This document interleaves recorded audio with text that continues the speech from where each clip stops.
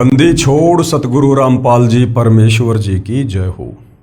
परमपिता परमात्मा सारी सृष्टि के रचनहार कुल मालिक असंख्य ब्रह्मांडों के स्वामी जगत गुरु तीनों लोकों में प्रवेश करके सबका धारण पोषण करने वाले राजाधीराज आत्माधार नाथों के नाथ देवों के देव महादेव सर्वेश्वर महेश्वर मृत्युंजय अजरो अमर आदि अनादि सनातनी प्रभु जगत पिता जगदीश्वर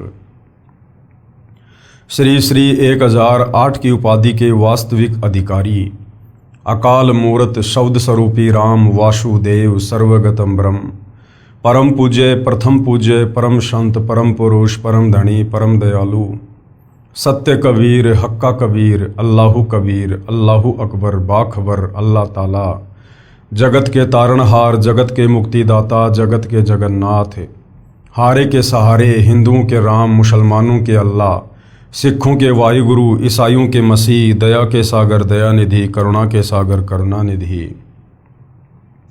स्वयंभू परिभू संकट मोचन कष्ट हरण मंगल करण दुख भंजन अविगत कबीर निर्विकार निर्विषम परमात्मा अलय अलेख सतगुरु आदि अनादि सतगुरु असली मर्यादा पुरुषोत्तम असली राम असली कृष्ण असली घनश्याम असली मुरारी राजाओं के राजा महाराजाओं के महाराजा शहंशाहों के शहंशाह सम्राटों के सम्राट भगवानों के भगवान अल्लाहों के अल्लाह प्रभुओं के प्रभु मसीहाओं के मसीह सच्चे वाहेगुरु बाबाओं के बाबा पीरों के पीर सेठों के सेठ जगत सेठ सावड़सा सेठ सर्वगुण संपन्न अनंत कोटि कलाओं के स्वामी अनंत कोटि ब्रह्मांडों के नायक योगियों में महायोगी ध्यानियों में महाध्यानी सिद्धों में परम सिद्ध ज्ञानियों में तत्वज्ञानी ब्रह्मज्ञानी महाज्ञानी परम ज्ञानी सर्वश्रेष्ठ ज्ञानी विज्ञानी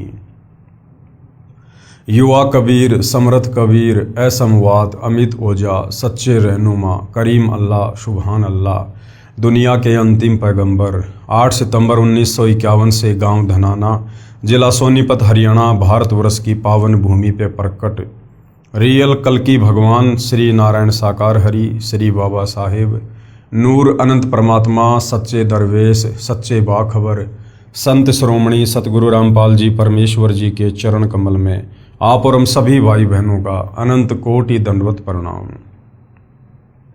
सत्साई भाई और बहनों, बहुत बड़ी दया बहुत बड़ी मेहर पूज्य गुरुदेव भगवान की परमेश्वर रामपाल जी की, जिनके शुभ आशीर्वाद से विशेष आशीर्वाद से उन्हीं के सत्संगों के संग्रह के ऊपर बन चुकी पवित्र पुस्तक कबीर बढ़ाया कृष्ण के ऊपर वीडियो बनाने की श्रृंखला जारी है और इसी श्रृंखला में आज हमारा ये 24वें नंबर का वीडियो है।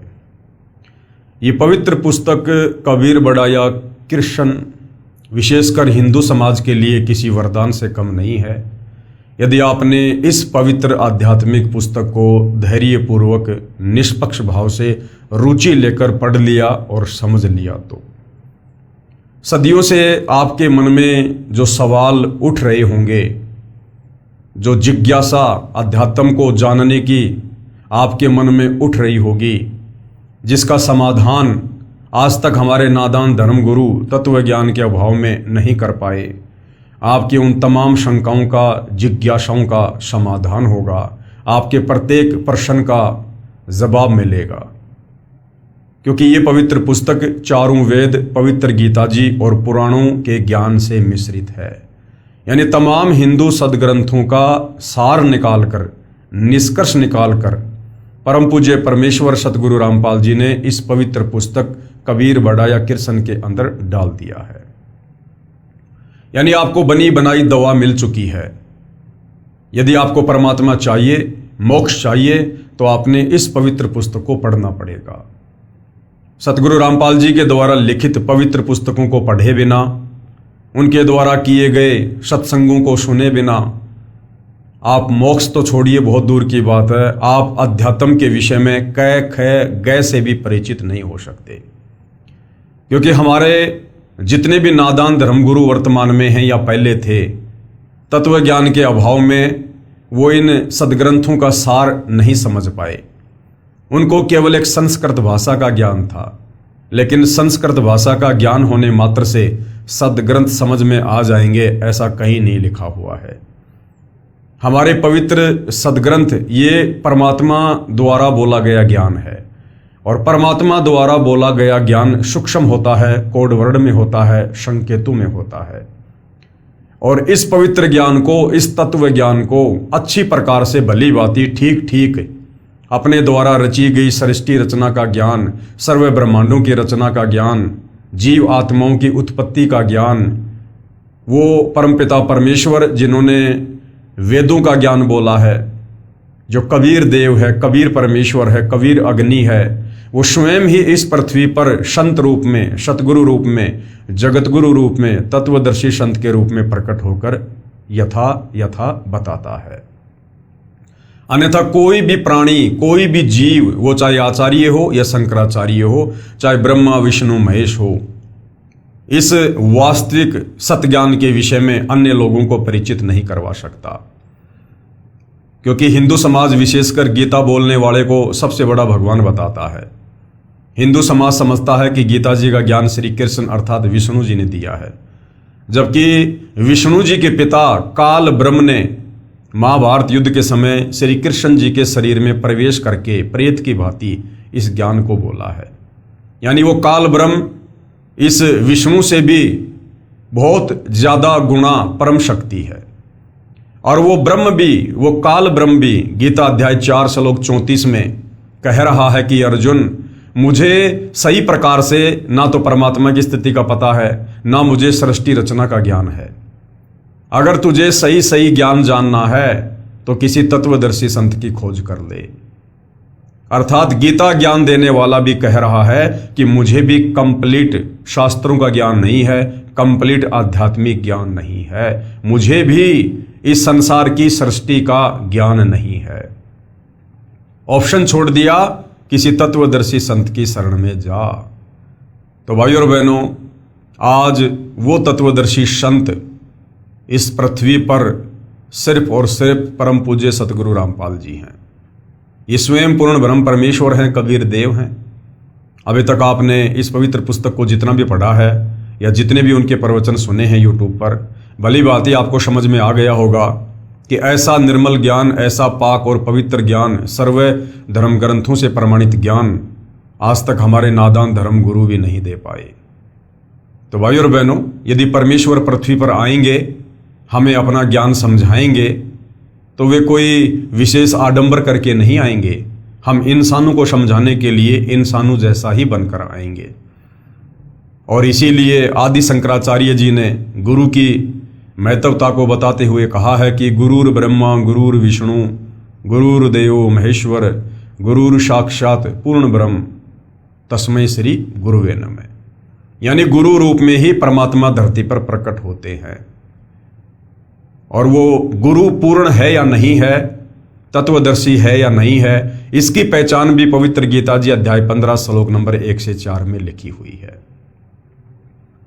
कि जो उल्टे लटके हुए संसार रूपी वृक्ष के प्रत्येक भाग को सही सही बता दे कि जड़ कौन परमात्मा है, तना कौन परमात्मा है, डार कौन भगवान है, शाखाएं कौन हैं, पत्ते कौन हैं, टहनियां कौन हैं, उसे तत्वदर्शी संत समझ लेना। तो इस संसार रूपी उल्टे लटके हुए वृक्ष की व्याख्या को जो गीता अध्याय 15 श्लोक 1 से 4 में लिखा हुआ है, सतयुग बीत गया, त्रेता बीत गया, द्वापर बीत गया, ये कलयुग शुरू हो गया, केवल सतगुरु रामपाल जी परमेश्वर जी ने यथा बताया है। तो इससे स्वयं सिद्ध हो जाता है कि गीता जी के अनुसार सर्व सृष्टि रचनहार, सर्व की उत्पत्ति करता पूर्ण ब्रह्म परमेश्वर कबीर देव स्वयं सतगुरु रामपाल जी भगवान हैं। तो ये पवित्र पुस्तक उन्हीं के द्वारा लिखी गई है, यानी उन्हीं के सत्संगों का संग्रह है। और ये पवित्र पुस्तक हमें अध्यात्म के विषय में बहुत कुछ समझा रही है। आज हमारा 24वें नंबर का वीडियो है और जो मुद्दा चल रहा है वो है जनता की अदालत में। और जनता की अदालत में जज खुद जनता है, क्योंकि वर्तमान में जनता शिक्षित है, एजुकेटेड है, अपनी आंखों से धर्मशास्त्रों को देखकर सच्चाई को जान सकती है, निर्णय कर सकती है। मुद्दा क्या चल रहा है? कबीर बढ़ाया Krishna, who is supreme God, सर्वशक्तिमान परमात्मा कौन है।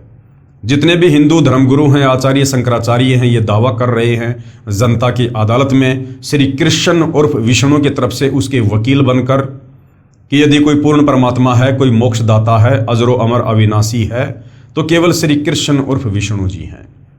दूसरी तरफ कबीर जी के वकील सतगुरु रामपाल जी ने यह क्लियर कर दिया जनता की अदालत में सर्व हिंदू धर्म ग्रंथों को दिखा दिखाकर कि सुप्रीम गॉड कबीर है, और वो कबीर वो कभी नहीं मरता है, वो अविनाशी है, वो किसी मां के गर्भ से जन्म नहीं लेता है। और शिक्षित जनता अपनी आंखों से कि कबीर ही पूर्ण परमात्मा है, अपने ही धर्म ग्रंथों से देख देख कर अब अध्यात्म से परिचित होती जा रही है, और अध्यात्म को और अच्छे से जानने के लिए सतगुरु रामपाल जी से तरह तरह के सवाल कर रही है, और सतगुरु रामपाल जी उनके प्रत्येक सवाल का प्रमाणित जवाब दे रहे हैं। उसी कड़ी में हम आगे बढ़ेंगे। जनता ने सवाल किया था कि श्री कृष्ण जी महाभारत युद्ध के समय अपने भांजे अभिमन्यु को क्यों नहीं बचा पाए, जबकि हमने सुना है कि श्री कृष्ण जी ने तो मोरध्वज के बेटे ताम्रध्वज को आरे से चिरवाकर फिर वापस जीवित कर दिया था। फिर महाभारत युद्ध के समय जब चक्रव्यूह में अभिमन्यु मारा गया, जो श्री कृष्ण जी का सगा भांजा था, सुभद्रा रो रही थी, अपने भाई श्री कृष्ण से प्रार्थना कर रही थी, अर्जुन रो रहा था, अपने साले श्री कृष्ण जी से प्रार्थना कर रहा था कि अपने भांजे को जीवित करो, आप तो सर्वशक्तिमान हो, तीनों लोकों के स्वामी हो, त्रिलोकीनाथ हो। लेकिन श्री कृष्ण जी अपने भांजे अभिमन्यु को जीवित नहीं कर पाए। तो जब जनता ने सतगुरु रामपाल जी से इस सवाल का जवाब जानना चाहा, तो सतगुरु रामपाल जी ने बताया कि जब इस प्राणी की श्वासें समाप्त हो जाती हैं, उसके बाद ये ब्रह्मा विष्णु महेश भी उसमें प्राण नहीं डाल सकते, और जब तक इस जीव में श्वास हैं तब तक ये कितनी बार उसको मार सकते हैं, तोड़ मरोड़ सकते हैं, पुनः जीवित कर सकते हैं। जिस प्रकार एक जादूगर अपनी जादूगरी से, वो जादूगरी भी एक आध्यात्मिक सिद्धि होती है, सबके सामने एक व्यक्ति को बीच में से काट देता है, दोनों टुकड़े अलग अलग दिखाता है, और उसके बाद उस व्यक्ति को जोड़ देता है। तो श्री कृष्ण जी ने जो किया ताम्रध्वज के साथ, वो एक जादूगरी थी। लेकिन सबसे बड़ा जादूगर, जादूगरों का जादूगर, वो कबीर परमात्मा है, जो किसी भी प्राणी की यदि श्वासें शेष ना हो, उसमें अपनी तरफ से श्वासें डाल सकता है। तो जनता संतुष्ट हुई और आगे अध्यात्म को जानने का और प्रयास कर रही है, और सतगुरु रामपाल जी जनता की अदालत में जनता को और क्या कुछ बता रहे हैं। श्री कृष्ण जी का अंत महादुखमय रहा, यानी समस्त हिंदू धर्मगुरु जो श्री कृष्ण उर्फ विष्णु को पूर्ण परमात्मा की संज्ञा दे रहे हैं अपनी नादानी के चलते, तो श्री कृष्ण जी का अंत क्या हुआ, कितना दुखमय उनका अंत हुआ, कितनी दुर्गति से उनकी मृत्यु हुई, और सुप्रीम गॉड कबीर जी जब जब इस पृथ्वी पर आए हैं तो वो अंत में यहां से किस प्रकार से प्रस्थान करके गए हैं, ये सारी बातें आज जनता की अदालत में सतगुरु रामपाल जी समझाएंगे, और जनता खुद निर्णय कर लेगी कि वास्तव में परमेश्वर कौन है। श्री कृष्ण जी का अंत महादुखमय रहा। अंत यानी उनका अंतिम समय, उनके जीवन के अंतिम क्षण कितने दुखमय रहे।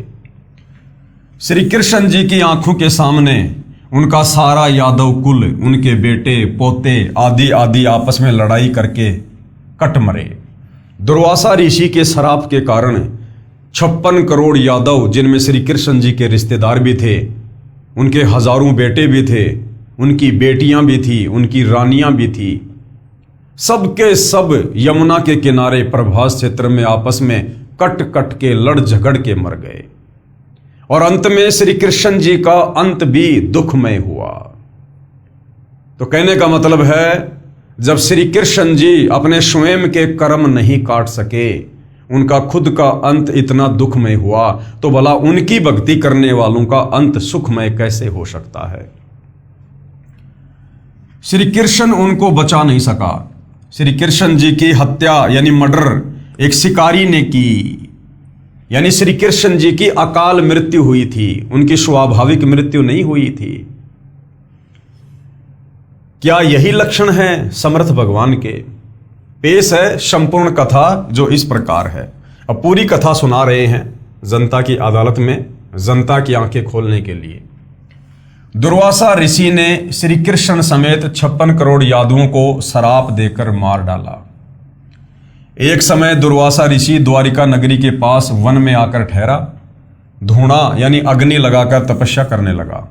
दुर्वासा ऋषि श्री कृष्ण जी के आध्यात्मिक गुरु जी थे। श्री कृष्ण के 2 गुरु थे। जो संदीपनी थे वो श्री कृष्ण जी को केवल ये अक्षर ज्ञान वाली शिक्षा दिया करते थे, यानी उनको पढ़ाया करते थे। संदीपनी श्री कृष्ण जी के आध्यात्मिक गुरु नहीं थे। और दूसरा जो दुर्वासा ऋषि थे वो श्री कृष्ण जी के आध्यात्मिक गुरु थे। ऋषि संदीपनी श्री कृष्ण जी के अक्षर ज्ञान करवाने वाले गुरु यानी शिक्षक थे। दुर्वासा जी की ख्याति यानी उनकी प्रसिद्धि चारों ओर द्वारिका नगरी में फैल गई कि ऐसे पहुंचे हुए ऋषि हैं, भूत भविष्य तथा वर्तमान की सब जानते हैं। द्वारिका के निवासी श्री कृष्ण से अधिक शक्तिशाली किसी भी ऋषि व देव को नहीं मानते थे, क्योंकि द्वारिका के लोग, विशेषकर यादव समाज के लोग, अभिमानी हो गए थे कि श्री कृष्ण जी ये त्रिलोकी नाथ हैं, हमारे यादव कुल में हैं, भला हमें किसका डर किसका भय। तो वो लोग अभिमानी हो गए थे। उनको अभिमान था कि हमारे साथ श्री कृष्ण है, कोई भी देव ऋषि व साधु हमारा कुछ नहीं बिगाड़ सकता। श्री कृष्ण को सर्वशक्तिमान मान रखा था। द्वारिका के नौजवानों को शरारत सूझी। क्या शरारत सूझी? द्वारिका के नौजवानों को आपस में विचार किया कि साधु लोग ढोंगी होते हैं, इनकी पोल खोलनी चाहिए। चलो दुर्वासा ऋषि की परीक्षा लेते हैं। श्री कृष्ण के पुत्र प्रद्युम्न ने गर्भवती स्त्री का श्वांग धारण किया, पेट के ऊपर छोटा कड़ाहा बांधा, उसके ऊपर रुई लोगड़ रखकर वस्त्र बांधकर स्त्री के कपड़े पहना दिए, उसका एक पति बना लिया। 7-8 नौजवान यादव उनके साथ दुर्वासा के डेरे में गए और प्रणाम करके निवेदन किया कि ऋषि जी, आपका बहुत नाम सुना है कि आप भूत भविष्य तथा वर्तमान की जानते हैं। ये पति पत्नी हैं, इनके विवाह के 12 वर्ष बाद परमात्मा ने संतान की आस पूरी की है। ये जानना चाहते हैं कि गर्भ में लड़का होगा या लड़की। यह जानने के लिए उतावले हो रहे हैं, कृपया बताने का कष्ट करें। अब देखो, श्री कृष्ण जी का लड़का प्रद्युम्न शादीशुदा था, उसको भी संतान थी, और उसके बावजूद भी संतों के साथ में मजाक करने पहुंच गया। तो आप भली बात ही समझ सकते हैं भाइयों और बहनों कि यादव कुल के लोग उस समय किस प्रकार से अभिमानी हो गए थे। दुर्वासा ऋषि ने ध्यान लगाकर देखा तो सब समझ में आ गया। क्रोध में भरकर बोला, बताऊं क्या होगा? सबने एक स्वर में कहा कि हाँ ऋषि जी बताओ। दुर्वासा बोला कि इस गर्भ से यादव कुल का नाश होगा। इस गर्भ से क्या होगा? इस गर्भ से यादव कुल का नाश होगा। श्राप दे दिया दुर्वासा ऋषि ने। चले जाओ यहां से। सब भाग लिए। गांव में बुद्धिमान बुजुर्गों को पता चला कि बच्चों ने ऋषि दुर्वासा के साथ मजाक कर दिया। ऋषि ने यादव कुल का नाश होने का श्राप दे दिया। जुल्म हो गया, सब मरेंगे। अब क्या उपाय किया जाए? सब मिलकर अपने गुरु तथा राजा श्री कृष्ण जी के पास गए तथा सब हाल कह सुनाया। श्री कृष्ण जी से कहा कि इस कहर से आप ही बचा सकते हो। श्री कृष्ण जी ने कहा कि उन सब बच्चों को साथ लेकर ऋषि दुर्वासा के पास जाओ, इनसे क्षमा मंगवाओ, तुम भी बच्चों की ओर से क्षमा मांगो। सब मिलकर ऋषि दुर्वासा के पास गए तथा बच्चों से गलती की क्षमा याचना करवाई, स्वयं भी क्षमा याचना की। ऋषि दुर्वासा बोले कि वचन वापस नहीं हो सकता। इसीलिए परमात्मा कहते हैं तीर कमान से और बात जुबान से एक बार अगर निकल गई तो फिर वापस नहीं आती है। इसलिए भगत ने सोच समझ के बोलना चाहिए। सब वापस श्री कृष्ण जी के पास आए तथा कहा कि दुर्वासा के श्राप से बचने का उपाय बताएं। श्री कृष्ण जी ने कहा कि जो जो वस्तु गर्भ संवांग में प्रयोग की गई थी, वो कड़ाहा, रुई लोगड़ वगैरह, वो कपड़े वगैरह जो प्रद्युम्न अपने पेट के ऊपर बांध के गया था स्त्री का रूप बना के, तो श्री कृष्ण जी ने कहा कि जो जो वस्तु गर्भ स्वांग में प्रयोग की थी उनका नामो निशान मिटा दो, उन्हीं से अपने कुल का नाश होगा। कपड़े रुई लोगड़ को जलाकर उसकी राख को प्रभास क्षेत्र में नदी में डाल दो, और जो लोहे की जो कढ़ाई है उसे पत्थर पर घिस घिसाकर चूरा बनाकर प्रभास क्षेत्र में दरिया में डाल दो, ना रहेगा बांस ना बजेगी बांसुरी। अब जनता की अदालत में सतगुरु रामपाल जी जनता की आंखें खोलना चाहते हैं कि यादव कुल के लोग बड़े विश्वास के साथ जो श्री कृष्ण जी को सर्वशक्तिमान परमात्मा मान चुके थे, वो दुर्वासा ऋषि के श्राप से बचने का उपाय जानने के लिए श्री कृष्ण जी के पास गए। और श्री कृष्ण जी ने उनको क्या उपाय बताया कि प्रद्युम्न जो स्त्री का स्वांग करके गया था और जो जो सामान उसमें जो प्रयोग हुआ था, वो कड़ाहा कपड़े जो पेट पर बांध कर लेकर गया था, तो जो कपड़े थे उनको तो जला दो, और जो लोहा था जो कड़ाहा था उसको यमुना जी के किनारे जाके पत्थर के ऊपर घिस घिस के चूरे को यमुना जी के पानी में डाल दो, ना रहेगा बांस ना बजेगी बांसुरी। ये समाधान त्रिलोकीनाथ श्री कृष्ण उर्फ विष्णु जी ने अपने समाज के लोगों को बताया। लोगों ने विश्वास कर लिया। अब विचार करना भाई और बहनों, श्री कृष्ण जी अपने कुल के लोगों का बचाव नहीं कर पाए। श्री कृष्ण जी ने उनको बचाव के बदले विनाश का सुझाव दे दिया, विनाश का सुझाव। क्योंकि जो विधि श्री कृष्ण जी ने बताई, इसी विधि से आगे चलकर 56 करोड़ यादवों का नाश होगा। गए थे श्री कृष्ण जी के पास में उपाय जानने, और श्री कृष्ण जी ने काल प्रेरणा से ऐसा उपाय बता दिया, वो उपाय आगे चलकर 56 करोड़ यादवों के सत्यानाश का कारण बन गया। द्वारिका वासियों ने अपने गुरु श्री कृष्ण जी के आदेश का पालन किया। लोहे की कढ़ाई का एक कड़ा एक व्यक्ति को घिसाने के लिए दिया था, उसने कुछ घिसाया, पूरा नहीं घिसा, वैसे ही जमुना दरिया में फेंक दिया। घिसने से उस कड़े में चमक आ गई थी। एक मछली ने उसे खाने की वस्तु समझकर खा लिया। उस मछली को एक बालिया नाम के भील ने पकड़कर काटा तो कड़ा निकला। उसका लोहा पक्का था। बालिया ने उसे अपने तीर का आगे वाला हिस्सा विषाक्त बनवा लिया। विषाक्त यानी जहरीला बनवा लिया। कड़ाहे का जो लोहे का चूर्ण दरिया में डाला था, उसका तेज तीखे पत्तों वाला घास उग गया। पत्ते तलवार की तरह पहने थे। कपड़ों तथा रुई लोगड़ पुरानी रुई की राख का भी घास उग गया। कुछ वर्षों के बाद दुर्वासा के श्राप के कारण द्वारिका में अनहोनी घटनाएं होने लगी। आपसी झगड़े होने लगे, एक दूसरे को छोटी छोटी बात पर मारने लगे। सारी द्वारिका में उपद्रव होने लगे। द्वारिका नगरी के बड़े सयाने लोग मिलकर श्री कृष्ण जी के पास गए। फिर से द्वारिका के लोग श्री कृष्ण जी के पास गए, जबकि श्री कृष्ण जी तो पहले समाधान बता चुके थे, लेकिन श्री कृष्ण जी का समाधान बिल्कुल काम नहीं आया। दुर्वासा ऋषि का श्राप ज्यादा प्रबल और त्रिलोकीनाथ श्री कृष्ण जी का समाधान कमजोर पड़ गया। तो द्वारिका के लोग एक बार फिर से समाधान जानने के लिए श्री कृष्ण जी के पास गए तथा दुख बताया कि नगरी में किसी को किसी का बोल ही अच्छा नहीं लग रहा। बिना बात के मरने मारने को तैयार हो जाते हैं। छोटे बड़े की शर्म नहीं रही। क्या कारण है तथा यह कैसे शांत होगा? श्री कृष्ण जी ने बताया कि ऋषि दुर्वासा के श्राप के कारण यह हो रहा है। अरे भैया, आपने तो पहले समाधान बता दिया था। आप तो त्रिलोकीनाथ हैं, आपके द्वारा बताया गया समाधान फैल कैसे हो गया? दुर्वासा ऋषि का श्राप तो नष्ट हो जाना चाहिए था, लेकिन नहीं हुआ। फिर से क्या कह रहे हैं श्री कृष्ण जी, इसका समाधान सुनो। दूसरा समाधान बता रहे हैं, नगरी के सभी नर यानी छोटे नवजात लड़के सहित यादव प्रभास क्षेत्र में उसी स्थान पर यमुना नदी में स्नान करो जिस स्थान पर कड़ाही का चूर्ण डाला था।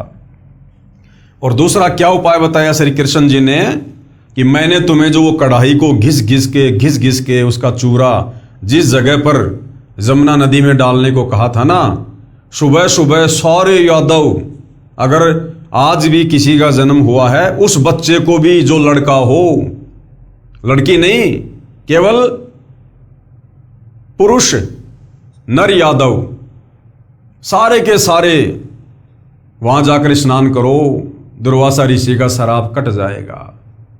अब देखना दुर्वासा ऋषि का शराब कटता है या यादव आपस में कट कट के मरते हैं। यादव प्रभास क्षेत्र में उसी स्थान पर यमुना नदी में स्नान करो जिस स्थान पर कड़ाई का चूर्ण डाला था।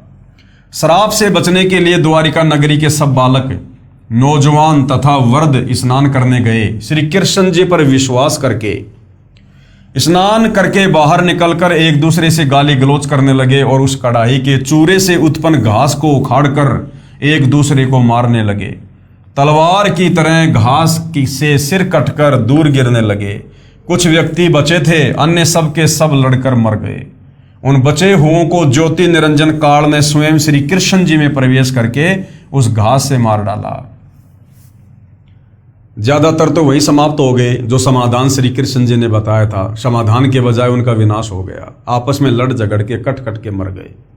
श्री कृष्ण जी का कोई समाधान काम नहीं आया। थोड़े बहुत यादव बचे थे, उनको खुद श्री कृष्ण जी के रूप में उस काल ने, यानी श्री कृष्ण जी में प्रवेश करके, जैसे महाभारत युद्ध के समय गीता का ज्ञान देने के लिए काल खुद श्री कृष्ण में प्रवेश कर गया था, इसी प्रकार से श्री कृष्ण में प्रवेश करके और उस काल ने, ज्योति निरंजन ने, ब्रह्म ने बचे कुछे यादवों का खुद संहार किया। अकेला श्री कृष्ण बचा था। अब कौन बचा? अकेले श्री कृष्ण जी बचे हुए थे। एक वृक्ष के नीचे जाकर लेट गया। अब दुर्वासा ऋषि ने श्राप क्या दिया था? यादव कुल का सत्यानाश होगा, सर्वनाश होगा। तो श्री कृष्ण जी भी यादव कुल में थे, अर्थात श्री कृष्ण जी का भी नाश होना था, सर्वनाश होना था। श्री कृष्ण जी अपना भी बचाव दुर्वासा के श्राप से नहीं कर पाए। अकेले श्री कृष्ण जी बचे थे।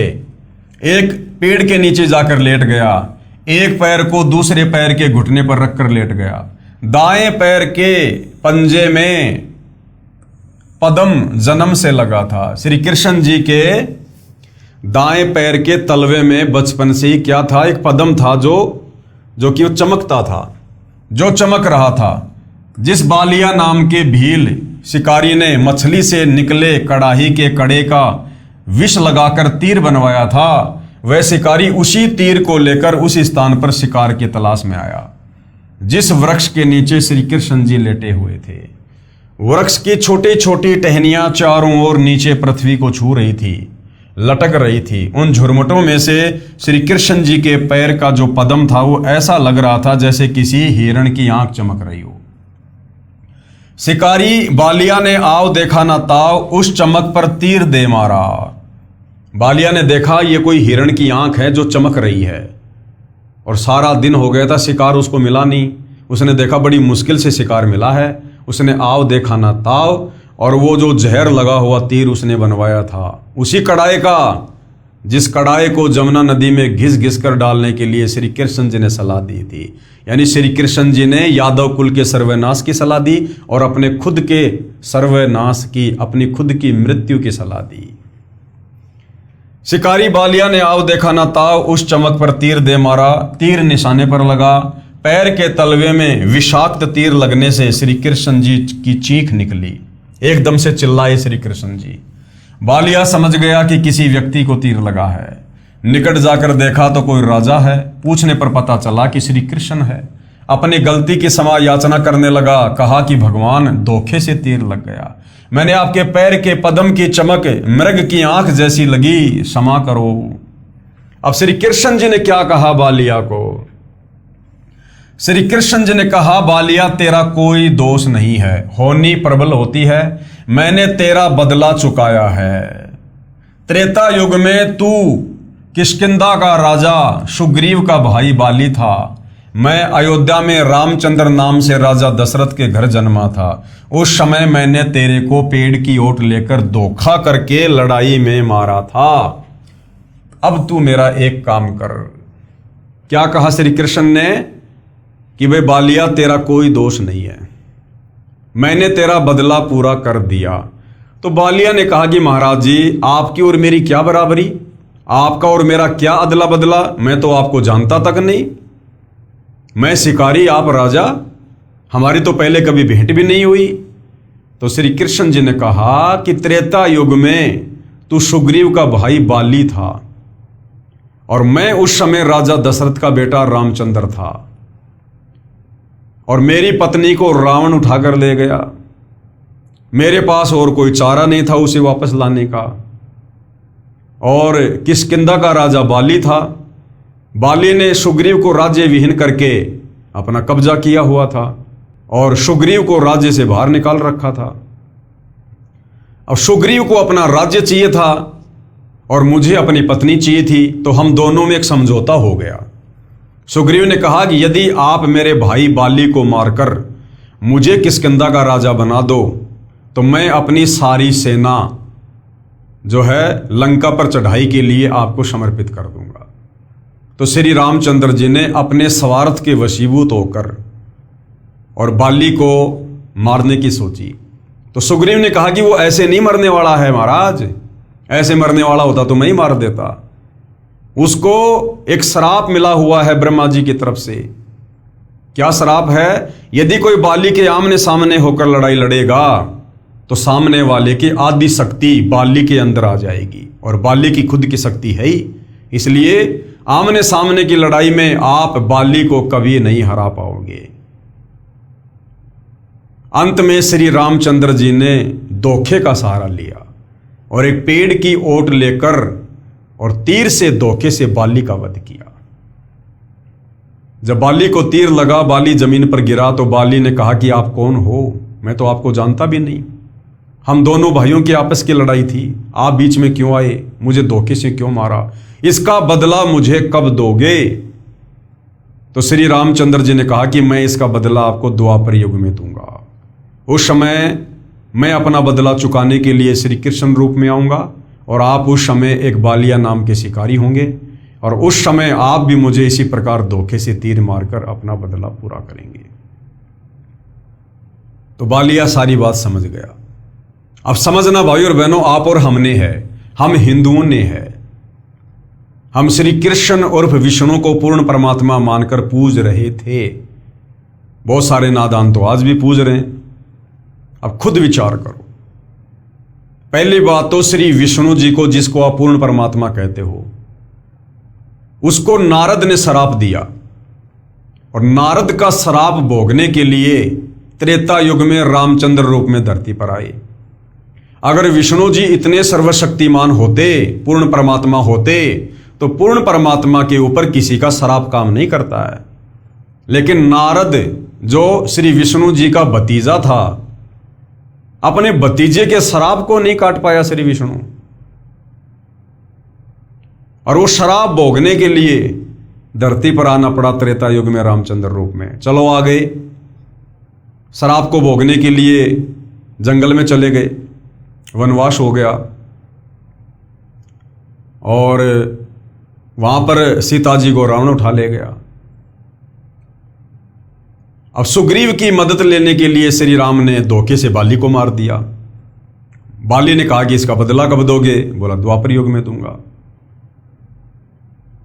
तो त्रेता युग में श्री रामचंद्र जी ने धोखे से जो बाली को मारा, उनका एक वो कर्म बन गया, और अपना वो कर्म भोगने के लिए श्री विष्णु उर्फ रामचंद्र ने खुद द्वापर युग में आना पड़ा बदला देने के लिए। तो विचार करो भाइयों और बहनों, जब श्री रामचंद्र जी अर्थात विष्णु जी अपने खुद के कर्म नहीं काट सके, उस कर्म का जो त्रेता युग में बाली मारा था उसका बदला देने के लिए द्वापर में जन्म लेके आना पड़ा श्री कृष्ण रूप में।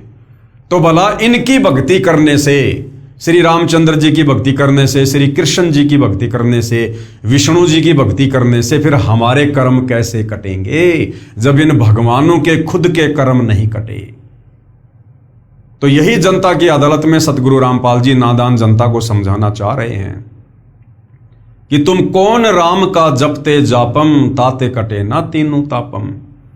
ये तुम्हारे भगवान भी, ब्रह्मा विष्णु महेश भी, राम और श्री कृष्ण भी अपने कर्म नहीं काट सके, तो इनकी भक्ति करने से तुम्हारे कर्म कैसे कटेंगे? कर्म काटने वाला एक ही परमात्मा है, कबीर देव। कैसे भी कर्म हो, यदि हम जब वह कबीर परमात्मा धरती पर तत्वदर्शी संत रूप में आता है, यदि उस समय हम उनकी शरण में आ जाएं, उनके बताए अनुसार सत भक्ति करें, मर्यादा में रहें, तो चाहे कैसे भी कर्म हमने पूर्व जन्मों में क्यों ना किए हों, कितने संचित कर्म क्यों ना हो, पहाड़ जैसा ढेर क्यों ना लग रहा हो, वो परमेश्वर अपने सच्चे नाम से, अपने आशीर्वाद से उन सब को जलाकर राख कर देता है। तो जनता की अदालत में सतगुरु रामपाल जी जनता की आंखें खोलने के लिए ये कथा सुना रहे हैं कि आज से पहले तुमने केवल कथा सुनी है, इन नादान धर्म गुरुओं ने इन कथाओं का तुम्हें निष्कर्ष नहीं बताया। तो बालिया ने अपना बदला पूरा किया। उसके बाद श्री कृष्ण जी ने कहा कि अब तू मेरा एक काम कर, द्वारिका में जाकर बता दे कि सब यादव दुर्वासा के श्रापवश आपस में लड़कर मर गए हैं। कुछ समय उपरांत द्वारिका की स्त्रियों की भीड़ लग गई, हाहाकार मच गया। पांडव श्री कृष्ण के रिश्तेदार थे, वे भी आ गए। श्री कृष्ण ने अर्जुन से कहा कि आप सर्व गोपियों यानी यादवों की स्त्रियों को अपने पास ले जाना, या कोई नर यादव नहीं बचा है। अंतिम नर यादव श्री कृष्ण जी थे, उनका भी जहरीला तीर लगने से अंत हुआ। तो अपने रिश्तेदारों को, पांडवों को श्री कृष्ण जी ने कहा कि आप इन तमाम स्त्रियों को दिल्ली ले जाओ, वरना यहां पर ये जंगली लोग इनको परेशान करेंगे, दुखी करेंगे। या कोई नर यादव नहीं बचा है, आसपास के भील इनकी इज्जत खराब करेंगे। और पांडवों से कहा कि तुम अपना राज्य अपने पुत्र को देकर हिमालय में जाकर घोर तप करो और अपने युद्ध में किए पापों का नाश करो। अर्जुन ने पूछा, भगवान एक प्रश्न आज मैं आपसे करूंगा, आप सही उत्तर देना। आप अंतिम श्वास गिन रहे हो, झूठ मत बोलना। श्री कृष्ण जी ने कहा कि प्रश्न कर। अर्जुन बोला, आपने गीता का ज्ञान कुरुक्षेत्र के मैदान में महाभारत युद्ध से पहले सुनाया था। उसमें कहा था कि अर्जुन तू युद्ध कर ले, तुम्हें कोई पाप नहीं लगेंगे, तू निमित्त मात्र बन जा, सब सैनिक मैंने मार रखे हैं, तू युद्ध नहीं करेगा तो भी मैं इन्हें मार दूंगा। जब युधिष्ठिर को भयंकर शोपन आने लगे, आपसे कारण जाना तो आपने बताया था कि युद्ध में किए बंधुघात के पाप के परिणाम स्वरूप कष्ट आया। समाधान यज्ञ करना बताया। उस समय मैं आपसे विवाद नहीं कर सका क्योंकि भाई की जिंदगी का सवाल था। आज फिर आपने वही जख्म हरा कर दिया। इतनी झूठ बोलकर हमारा नाश किस लिए करवाया? कि आप महाभारत युद्ध के समय तो कह रहे थे कि अर्जुन तू लड़ाई कर, युद्ध कर, तुझे कोई पाप नहीं लगेगा, मर गया तो स्वर्ग में सुख भोगेगा, जीत गया तो धरती का सुख भोगेगा। और अब आप कह रहे हो कि तुम पांचों पांडव हिमालय में जाकर राज्य को छोड़कर तप करके मर जाओ। तो भगवान फिर आपने गीता जी का ज्ञान देते समय झूठ क्यों बोला कि तुझे पाप नहीं लगेगा? अब कह रहे हो कि तुम्हें पाप लग गया।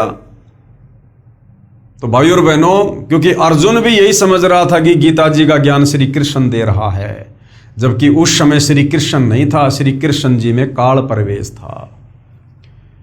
अर्जुन ने कहा, कौन से जन्म का बदला लिया है? श्री कृष्ण जी ने कहा, अर्जुन तुम मेरे अजीज हो, यानी तुम मेरे प्रिय हो, होनहार बलवान होती है। गीता में क्या कहा उसका मुझे कोई ज्ञान नहीं, आप मेरी आज्ञा का पालन करो। यह कहकर श्री कृष्ण जी मर गए।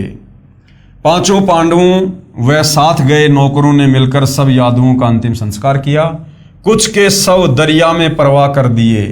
श्री कृष्ण ने कहा था कि मेरे शरीर को जलाकर बची हुई अस्थियां व राख को एक लकड़ी के संदूक यानी बॉक्स में डालकर दरिया में बहा देना। पांडवों ने वैसा ही किया।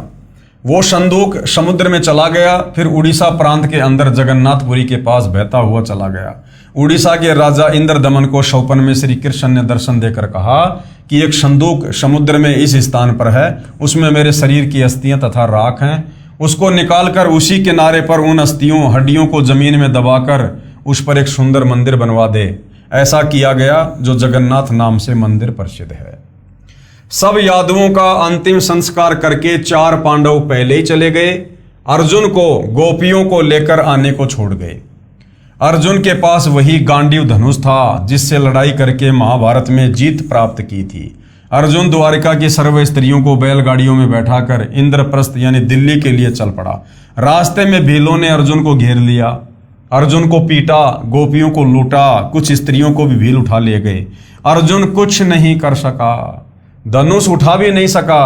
तब अर्जुन ने कहा था कि श्री कृष्ण नाश करना था, युद्ध में पाप करवाने के लिए तो बल दे दिया, लाखों योद्धा इसी गांडीव धनुष से मार गिराए, कोई मेरे सामने टिकने वाला नहीं था। आज वही अर्जुन है, वही धनुष है, मैं खड़ा खड़ा कांप रहा हूं।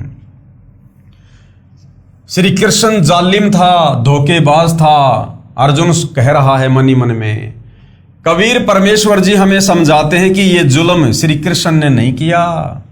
अब जनता की अदालत में सतगुरु रामपाल जी बता रहे हैं कि वो जुल्म श्री कृष्ण ने नहीं किया, वो जुल्म श्री कृष्ण जी के शरीर में प्रवेश करके इस काल ने किया, ज्योति निरंजन यानी काल ब्रह्म ने किया है। श्री कृष्ण का जीवन देख लो। श्री कृष्ण अपने कुल को मथुरा से लेकर जान बचाकर द्वारिका आया। द्वारिका में उनकी आंखों के सामने सब यादव कुल नष्ट हो गया। श्री कृष्ण का बेटा मर गया, पोता मर गया। श्री कृष्ण के 10,000 पुत्र थे, सब मारे गए। रावण की तरह सर्वकुल नष्ट हो गया, स्वयं बेमौत मरा। उसके कुल की स्त्रियों की दुर्गति भिलोने की, जबरदस्ती उठा ले गए, उनकी इज्जत खराब की, नरक का जीवन जीने के लिए मजबूर हुई। उसी श्री कृष्ण की पूजा करके जो सुख शांति की आशा करता है उसमें कितनी बुद्धि है, इस घटना से पता चलता है। दुर्वासा ऋषि के श्राप के कारण श्री कृष्ण जी का पूरा यादव कुल समाज नष्ट हो गया। उनके 10,000 बेटे आपस में लड़ झगड़ के कट कट के मर गए। उनकी स्त्रियां मर गई श्राप के कारण। श्री कृष्ण की वो खूब पूजा किया करते थे, अपना भगवान कहा करते थे।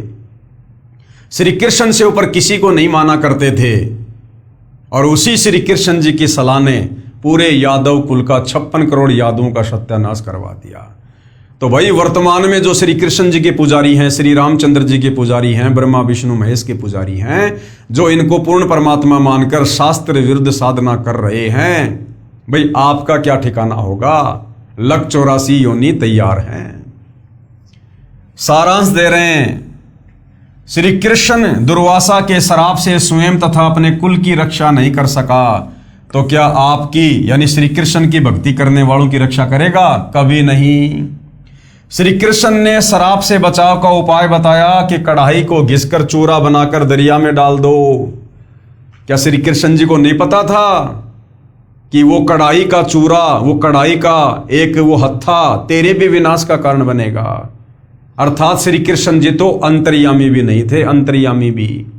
अगर अंतर्यामी होते, भूत भविष्य की जानने वाले होते, तो कभी भी ये सलाह नहीं देते। अंतर्यामी होते तो देख लेते कि ये जो कढ़ाई है इसको घिसेंगे, पूरी नहीं घिसी जाएगी, उसका जो पकड़ने का हत्था है उसको दरिया में डाल दिया जाएगा, फिर उसको एक मछली निकल जाएगी, मछली को एक शिकारी पकड़ लेगा, फिर वो मछली को चीरेगा, उसमें से वो लोहा निकलेगा, उसका जहर बुझा हुआ तीर बनवाएगा और फिर वही तीर मेरे पैर में मारेगा।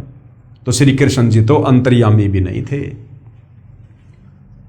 श्री कृष्ण ने श्राप से बचाव का उपाय बताया कि कढ़ाई को घिसकर चूरा बनाकर दरिया में डाल दो, और वैसा ही किया गया। फिर भी श्राप ने प्रभाव दिखाया। फिर श्राप से बचने का अन्य उपाय बताया कि यमुना दरिया में जाकर स्नान करो, श्राप असर नहीं करेगा। स्नान करने गए थे, श्राप नाश करवाने वाले यादवों का ही नाश हो गया। श्राप का कष्ट 3 ताप के कारण आता है। संत गरीबदास जी ने कहा है, गरीब तुम कौन राम का जपते जापम, ताते कटे ना तीनों तापम। राम यानी भगवान परमात्मा, कि तुम किस भगवान का नाम जाप करते हो, तुम किसकी भक्ति साधना करते हो, जिसकी भक्ति साधना करते करते तुम्हारे 3 तापों के कष्ट भी नष्ट नहीं हो रहे।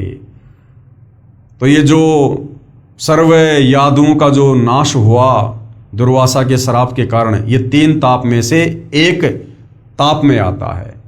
और श्री कृष्ण जी उस एक ताप से भी अपने कुल को नहीं बचा पाए। तो वर्तमान वाले श्री कृष्ण जी के पुजारी तो उनके लगते क्या हैं जब वो अपने पुत्रों तक को नहीं बचा पाए। अर्थात तुम किस भगवान का जाप करते हो, भक्ति करते हो, जिससे तुम्हारे 3 ताप भी समाप्त नहीं होते। गरीब सतगुरु जो चावे सो करही, 14 कोटि दूत यम डरही, ओत भूत जम त्रास निवारे, चित्रगुप्त के कागज फाड़े। और कबीर परमात्मा क्या कर सकते हैं? कबीर परमेश्वर वो कर सकते हैं जो सृष्टि में कोई नहीं कर सकता। सर्व के दुख निवारण कर सकते हैं। कितना भी भयंकर किसी भी जन्म में किसी को किसी देव का या ऋषि का श्राप लगा हुआ हो, उसको भी कबीर परमेश्वर जब सतगुरु रूप में धरती पर आते हैं और यदि कोई उनकी शरण में आ जाता है तो उस ताप को भी वो बेअसर कर देते हैं, नष्ट कर देते हैं। सतगुरु जो चावे सो करही, 14 कोटि दूत यम डरही। ऊत भूत जम त्रास निवारे, चित्रगुप्त के कागज फाड़े। गरीब जम जोरा जासे डरे और मिटे कर्म के लेख, सतगुरु पुरुष कबीर है कुल के सतगुरु एक। गरीब सब पदवी के मूल हैं, शकल सिद्धि हैं तीर। दास गरीब सत्य पुरुष भजो, अविगत कला कबीर। अर्थात सतगुरु कबीर जी पूर्ण परमात्मा हैं। वे 3 ताप तो क्या सर्व पापों का नाश कर देते हैं। जो चाहे सो कर सकते हैं। पाप कर्मों के लेख मिटा देते हैं। उनसे 14 करोड़ जो यम के दूत हैं वे भी भय मानते हैं यानी डरते हैं। जम यानी यमराज और जोरा यानी मृत्यु जिससे डरते हैं वे सतगुरु कबीर जी हैं। कुल के यानी सबके, पूरी सृष्टि के एकमात्र सतगुरु यानी यथार्थ आध्यात्मिक ज्ञान देने वाले हैं। सत्य पुरुष यानी अविनाशी परमात्मा समर्थ हैं। सब पदवियों के योग्य वही हैं। जैसे परमात्मा पदवी, बंदी छोड़ की पदवी, कवि की पदवी, सृजनहार की पदवी, पालनहार की पदवी आदि आदि सब पदवी के मूल हैं। सब सिद्धियां उन्हीं के पास हैं। उस सत्य पुरुष यानी कबीर परमात्मा के अवतार कबीर जी हैं। उस सत्य पुरुष के अवतार कबीर जी हैं यानी उस सत्य पुरुष स्वयं ही अवतार रूप में धरती पर प्रकट होते हैं। उस सत्य पुरुष की भक्ति करो। गरीब हम सुल्तानी नानक तारे, दादू को उपदेश दिया और जाति जुलाहा भेद न पाया, काशी माए कबीर हुआ। अर्थात संत गरीबदास जी ने स्पष्ट किया है कि कबीर कौन है। बताया है कि हम सब यानी मैं, कौन कह रहे हैं गरीबदास जी, कि मैं, नानक जी और दादू जी इब्राहिम आदम सुल्तान भगत जी को तारा यानी पार किया, जो काशी वाले जुलाही जाति वाले कबीर हैं। यानी 650 साल पहले सत्य पुरुष कबीर परमात्मा बनारस के काशी में 120 वर्ष तक लीला में जीवन जी के गए और एक गरीब परिवार में, एक झोपड़ी में, एक जुलाहे के घर में परमेश्वर ने लीला की, जिस कारण से उनको कबीर जुलाहा भी कहा जाता है। उनका भेद किसी को नहीं मिला यानी उनको पहचान नहीं सके कि ये समर्थ सृजनहार हैं। संत गरीबदास जी ने निष्कर्ष निकाला है कि गरीब दुर्वासा कोपे तहां यानी दुर्वासा जब क्रोधित हुआ, शराप दे दिया उसने क्रोध में अंधा होके। समझ न आई नीच यानी दुर्वासा को, श्री कृष्ण जी के गुरु को गरीबदास जी ने नीच व्यक्ति की संज्ञा दी है। यानी ऐसा तो आम व्यक्ति भी नहीं करता। क्या हुआ यदि बच्चों ने कोई गलती कर दी, मजाक कर दिया तो इतना भयंकर शराप दिया जाता है क्या? दुर्वासा को हम संत की श्रेणी में भी नहीं ले सकते। अरे संतों में तो धैर्य होता है, शीलता होती है, आधीनता होती है, विनम्रता होती है। संत तो क्षमा करने वाले होते हैं। और दुर्वासा ने गुस्से में आकर छोटी सी बात को लेकर श्राप दे दिया काल प्रेरणा से। तो गरीबदास जी ने दुर्वासा को नीच व्यक्ति की संज्ञा दी है, ना कि संत या भगत की। गरीब दुर्वासा कोपे तहां समझ न आई नीच, और 56 करोड़ यादव कटे मची रुधिर की कीच। अर्थात संत गरीबदास जी ने बताया है कि दुर्वासा दुष्ट को इतना भी समझ नहीं आई कि क्या जुल्म करने जा रहा है। जरा सी बात का इतना बड़ा दंड कि 56 करोड़ यादव कटकर मर गए, खून का कीचड़ बन गया, धरती लाल हो गई। पेश है सह शरीर सतलोक जाने व ग्रह युद्ध को समाप्त करने की सत्य कथा। अब जनता की अदालत में सतगुरु रामपाल जी जनता को बता रहे हैं, समझा रहे हैं कि तुम जिस कृष्ण उर्फ विष्णु को पूर्ण परमात्मा मानकर भक्ति कर रहे थे अज्ञानता में, उनका अंत में क्या हुआ, कितनी दुर्गति से मृत्यु हुई। जहरीला तीर लगने से अकाल मृत्यु हुई। उनकी आंखों के सामने उनका कुल नष्ट हो गया। और जो पूर्ण परमात्मा है कबीर देव, कबीर परमात्मा, वो जब 650 साल पहले धरती पर आए थे कबीर नाम से, वो अंत में किस प्रकार से गए, उनकी अकाल मृत्यु हुई या सह शरीर सतलोक गए। और कितना बड़ा अनर्थ जो उस समय भविष्यवाणी हो रखी थी कि हिंदू मुसलमानों का गृह युद्ध होगा, कबीर परमेश्वर ने अपने वचन से, अपनी शक्ति से उस गृह युद्ध को समाप्त कर दिया। लेकिन श्री कृष्ण जी दुर्वासा ऋषि के श्राप से 56 करोड़ यादवों का बचाव नहीं कर पाए।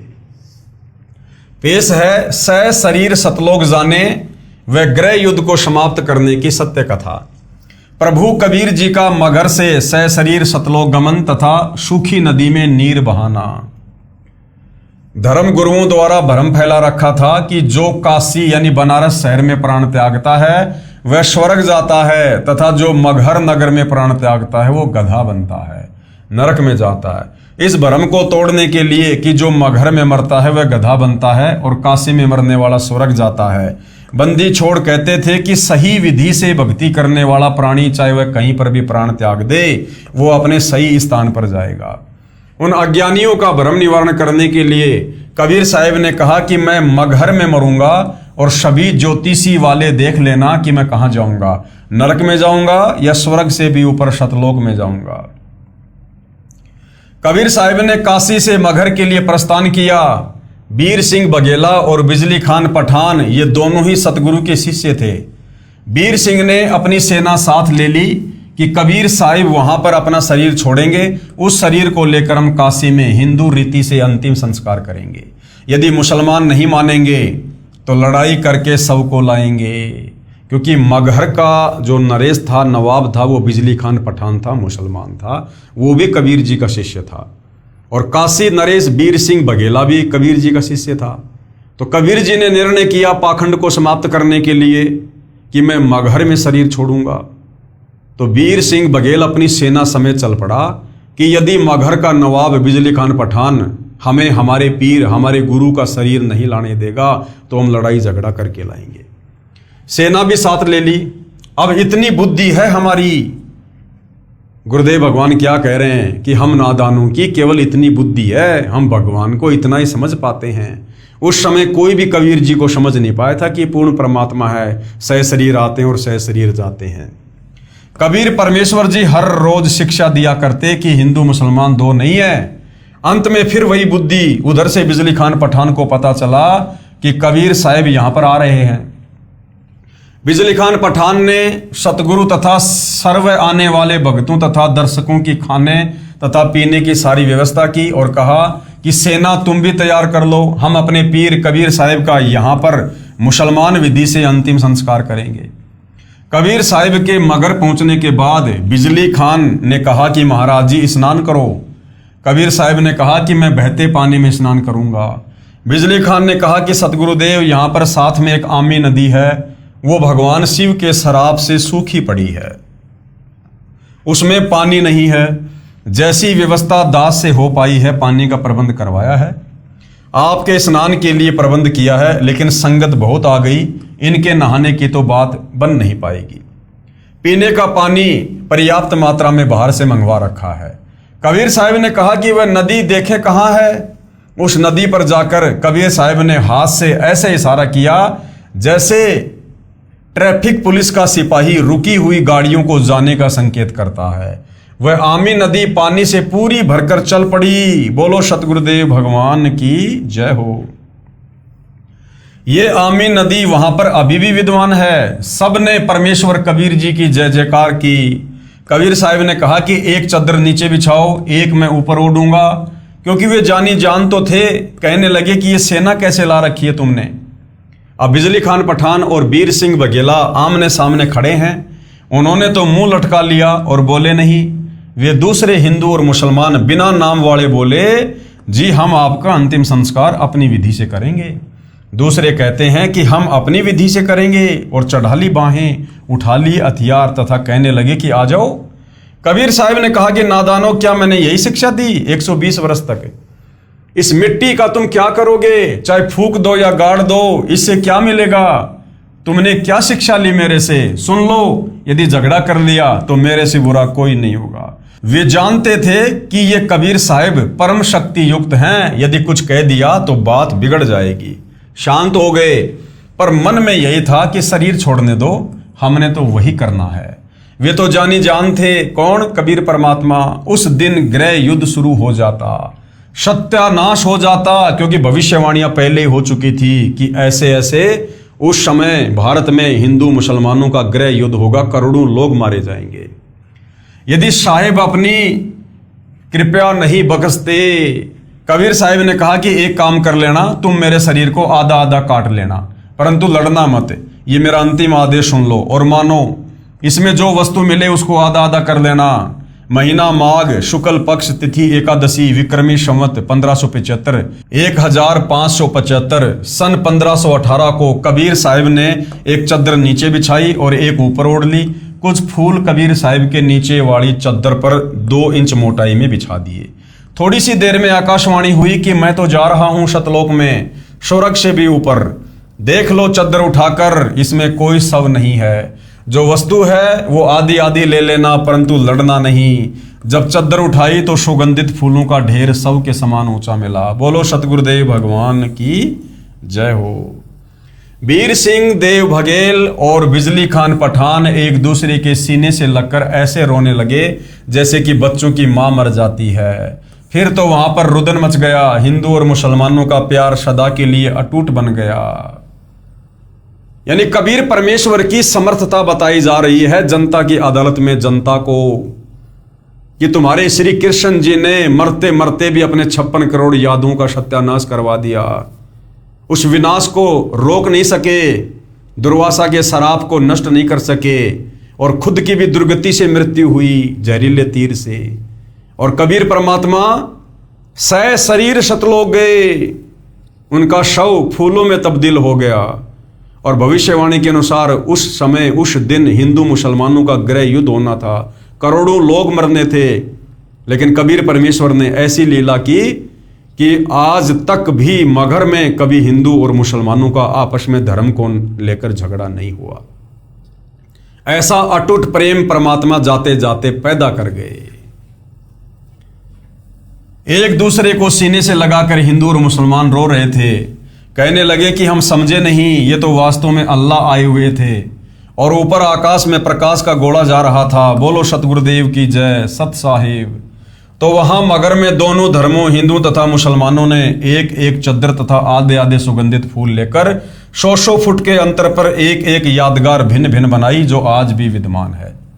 तथा कुछ फूल लाकर काशी में, जहां कबीर साहिब एक चबूतरे पर बैठकर सत्संग किया करते थे, वहां काशी चौरा नाम से यादगार बनाई। अब वहां पर बहुत बड़ा आश्रम बना हुआ है। मगर में दोनों यादगारों के बीच में एक सांझला द्वार भी है। आपस में कोई भेदभाव वहां हिंदू मुसलमानों का नहीं है। परमेश्वर कबीर जी ने हिंदू मुसलमान का युद्ध टाड़ा नहीं होता तो कत्लेआम हो जाता, गृह युद्ध जैसे हालात हो जाने थे। ये है कबीर जी की समर्थता का अद्वितीय प्रमाण। श्री कृष्ण की हत्या हुई, श्री कृष्ण जी की हत्या हुई, जिसे तुम त्रिलोकीनाथ कहते हो, सुप्रीम गॉड कहते हो। तुम्हारे श्री कृष्ण जी की हत्या हुई। बालिया नाम के शिकारी ने जहरीला तीर मारा और कबीर जी शरीर सतलोक गए। कबीर परमेश्वर शरीर सौधाम यानी सतलोक गए। इसलिए कबीर बड़ा है या कृष्ण, इसलिए कबीर बड़ा है कृष्ण से। ये देखिएगा, जहां कबीर परमेश्वर जी शरीर सतलोक गए थे, उसके बाद जो फूल बचे थे हिंदू मुसलमानों ने आधे आधे बांट लिए। और 100 फुट की दूरी पर एक तरफ ये मंदिर बना हुआ है और दूसरी तरफ ये मस्जिद बनी हुई है। और आज भी वहां पर हिंदू मुसलमानों का इसी प्रकार से आपस में प्यार है और प्रेम है। तो जाते जाते जो विनाश होना था, कबीर परमात्मा उस सर्वनाश को टालकर आपस में प्यार और प्रेम में तब्दील करके चले गए। हिंदू और मुसलमान ऐसे रहते हैं कि जैसे माँ जाए भाई रहा करते हैं। उनसे हमने बात की थी तो उन्होंने कहा कि हमारी आज तक धर्म के नाम पर कोई लड़ाई नहीं हुई। वैसे कहा सुनी तो घर के घर में भी हो जाती है, फिर भी हमारी आपस में धर्म के नाम पर लड़ाई नहीं होती है। बिजली खान पठान ने दोनों यादगारों के नाम 500 बीघा जमीन दी, जिसमें हिंदू तथा मुसलमान अपने प्रबंधक कमेटी बनाकर व्यवस्थित किए। ये दास यानी गुरुदेव अपने लिए कह रहे हैं कि मैं भी अपने सैकड़ों सेवकों सहित 3 बार इस ऐतिहासिक धार्मिक स्थल को देखकर आ चुका हूं। वहां जाकर ऐसा लगता है जैसे हमने सच्चाई का खजाना प्राप्त हो गया हो। बोलो सतगुरुदेव की जय। अब आगे भाइयों और बहनों, जनता की अदालत में अध्यात्म में बढ़ चढ़कर रुचि लेते हुए जनता जो शिक्षित है अपनी आंखों से सर्व धर्मशास्त्रों को देखकर और जो कथाएं हम दिन रात सुना करते थे, अब उन कथाओं का मर्म समझकर कबीर जी के वकील सतगुरु रामपाल जी से सवाल कर रही है। और सतगुरु रामपाल जी प्रत्येक सवाल का प्रमाणित जवाब निष्कर्ष निकाल कर दे रहे हैं। आगे जनता की अदालत में जनता ने क्या सवाल किया? जो साधना हम पहले कर रहे हैं क्या वह त्यागनी पड़ेगी? अब जनता को यह तो समझ में आ गया कि भाई संत रामपाल जी जो बातें बता रहे हैं बिल्कुल सोआने की हैं, ये तो इनमें तो कोई मीनमेख नहीं है। यही कथाएं हम पढ़ा करते थे, लेकिन हमारे गुरु हमारे को निष्कर्ष निकाल कर नहीं दे पाए, जिस कारण से हम अध्यात्म में कोई उपलब्धि प्राप्त नहीं कर पाए। तो अब जनता क्या कह रही है कि जी कबीर जी वाली भक्ति करने के लिए क्या हमने हमारी पहले वाली भक्ति साधना छोड़नी पड़ेगी, त्यागनी पड़ेगी? क्या इन देवी देवताओं की पूजा छोड़नी पड़ेगी? ये सवाल अब जनता कबीर जी के वकील सतगुरु रामपाल जी से कर रही है, क्योंकि अब जनता सर्व प्रमाणों को देखकर, इन भगवानों की वास्तविक स्थिति को देखकर अब शास्त्र अनुकूल सत भक्ति करना चाहती है और अपनी आत्मा का कल्याण चाहती है। तो भाइयों और बहनों, इस सवाल का सतगुरु रामपाल जी क्या जवाब देंगे और किन किन शास्त्रों से क्या क्या प्रमाण दिखाएंगे, इस विषय में हम अगले एपिसोड में चर्चा करेंगे। तब तक हम परमपिता परमेश्वर सतगुरु रामपाल जी भगवान से आज्ञा लेते हैं, अनुमति लेते हैं। कल उनकी सेवा में फिर हाजिर होंगे। तब तक परमेश्वर हम सबको आशीर्वाद दे, सद्बुद्धि दे। बंदी छोड़ सतगुरु रामपाल जी परमेश्वर जी की जय हो।